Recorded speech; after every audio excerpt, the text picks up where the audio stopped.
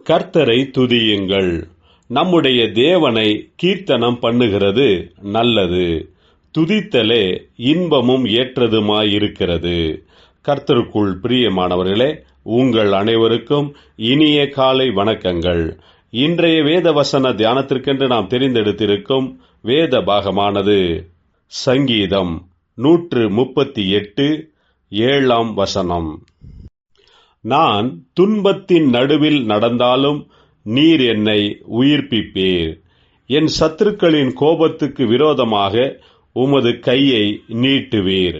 உமது வலதுகரம் என்னை இரட்சிக்கும்.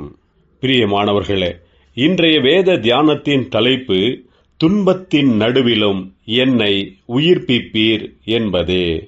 இந்த 138ஆம் சங்கீதத்தில் சங்கீதக்காரனான தாவீது தனக்கும் கர்த்தருக்குமான ஐக்கியம், உறவு பற்றி வர்ணித்து சொல்லுகிறார். கர்த்தர் தம்முடைய கிருபை மற்றும் அன்பினால் தனக்கு செய்த எல்லா நன்மைகளுக்காகவும் நன்றி சொல்லுகிறார். எல்லா விதமான கஷ்டத்தின் சூழ்நிலையிலும் கர்த்தர் தன்னோடு இருந்து தனக்கு உதவி செய்ததை நினைத்து பார்த்து ஸ்தோத்திரம் பண்ணுகிறார். இன்றைய தியான வசனத்திலும் நான் துன்பத்தின் நடுவில் நடந்தாலும் நீர் என்னை உயிர்ப்பிப்பீர். என் சத்துருக்களின் கோபத்துக்கு விரோதமாக உமது கையை நீட்டுவீர். உமது வலதுகரம் என்னை இரட்சிக்கும் என்கிறார். கஷ்டமான துன்பத்தின் சூழ்நிலைகளில் நான் இருக்கும்போது கர்த்தர் என்னை கைவிடவில்லை.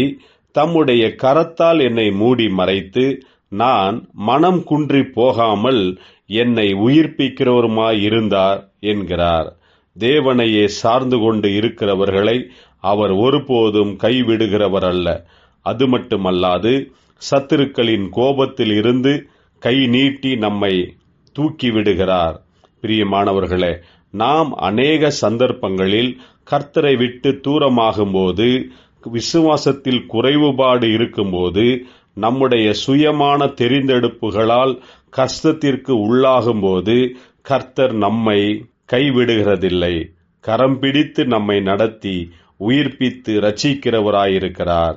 நம்முடைய முழு இருதயத்துடன் கர்த்தருக்கு நன்றி சொல்லி துதிப்போமாக. எல்லா வேளைகளிலும் கர்த்தரையே நோக்கி பார்ப்போமாக. ஜெபிப்போம்.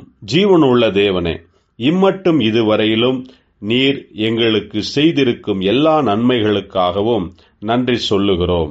தொடர்ந்தும் நீர் எங்களை ஆசீர்வதிப்பீராக. இயேசு கிறிஸ்துவின் நாமத்தில் ஜெபிக்கிறோம் நல்ல பிதாவே. ஆமேன்.